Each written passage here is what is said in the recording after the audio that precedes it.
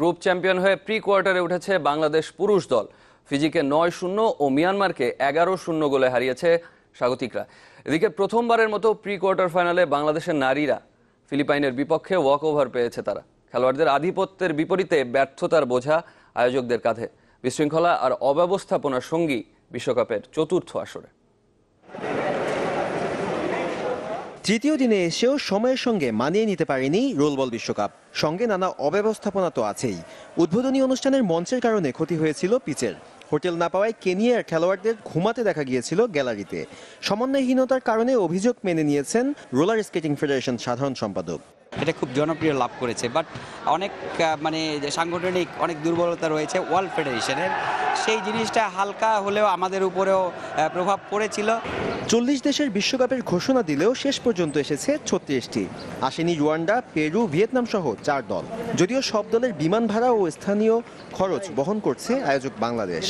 রুয়ান্ডাও same, তারপর Peru, এরকম দু একটা দেশ ওরা আসতে পারেনি, তবে ওদের টিকিট ভিসা সব কিছু হয়ে গেছে, কিন্তু ওদের দেশ হয়তোবা কিছু ঝামেলা রয়েছে, ওদের দেশের ব্যাপার।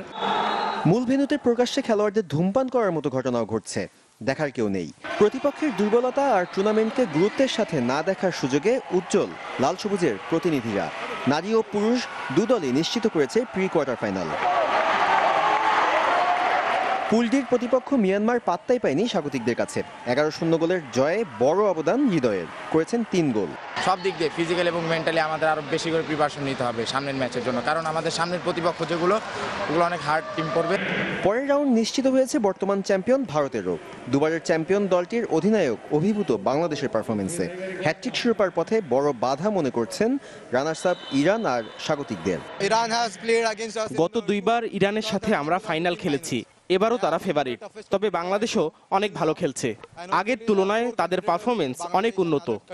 আর নারী দল ওয়াকওভার পেয়েছে ফিলিপাইনের বিপক্ষে। ফিলিপাইন এসেছে ঠিকই, কিন্তু অতিরিক্ত খেলোয়াড় না থাকায় আহত দুজনের বদলি মেনে নেই। তাতেই নারীরা প্রথম গ্রুপ পর্বের বাধা টপকাল।